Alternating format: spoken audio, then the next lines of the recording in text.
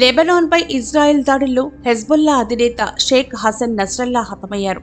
బీరూట్లో తాము జరిపిన శక్తివంతమైన వైమానిక దాడిలో నస్రల్లా మృతి చెందినట్లు ఇజ్రాయెల్ సైన్యం ప్రకటించింది. దీనిని హెజ్బుల్లా ఉగ్రవాద సంస్థ కూడా ధృవీకరించింది. ఈ క్రమంలో లెబనాన్తో సహా పశ్చిమాసియాలో తక్షణమే ఇజ్రాయెల్ దాడులు నిలిపివేసేలా ఐక్యరాజ్యసమితి భద్రతా మండలి సమావేశం కావాలని ఇరాన్ కోరింది. అయితే నస్రల్లా హత్యను సమర్థించిన అమెరికా అధ్యక్షుడు జో బైడెన్ ఇది సరైన చర్య అని పేర్కొన్నారు. ఈ మేరకు ఆయన ఓ ప్రకటన విడుదల చేశారు.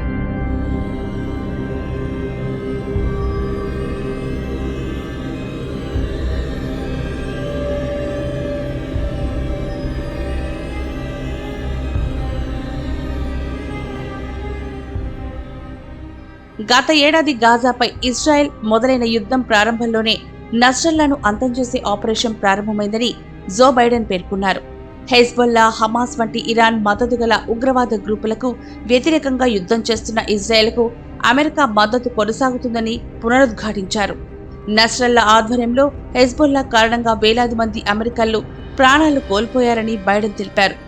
యుద్ధ ప్రమాదాన్ని నివారించడానికి పశ్చిమాసియాలో అమెరికా సైన్యాల భద్రతను మరింత మెరుగుపరచాలని రక్షణ కార్యదర్శికి ఆదేశించినట్లు బైడెన్ చెప్పారు. మరోవైపు బీరూట్లో పరిస్థితుల నేపథ్యంలో దౌత్యవేత్తల కుటుంబ సభ్యులు, అమెరికా పౌరులు ఆ ప్రాంతాన్ని విడిచి వెళ్లాలని విదేశాంగ శాఖ కోరింది.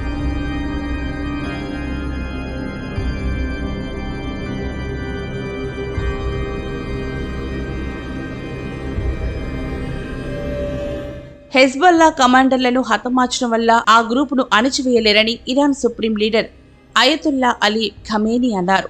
నస్రల్లా మృతిపై ఆయన బహిరంగంగా సంతాపాన్ని ప్రకటించడం గమనార్హం.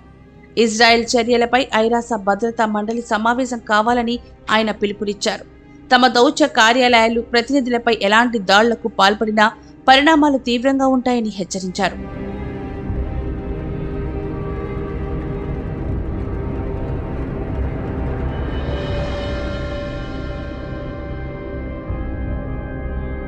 ఇరాన్ జాతీయ భద్రతా ప్రయోజనాల కోసం ప్రతీకార చర్య తీసుకోవడానికి అంతర్జాతీయ చట్టం ప్రకారం తన స్వాభావిక హక్కులను వినియోగించుకునే విషయంలో వెనకాడదని ఐరాసలో ఇరాన్ రాయబారి అమీర్ సయీద్ ఇరావానీ స్పష్టం చేశారు.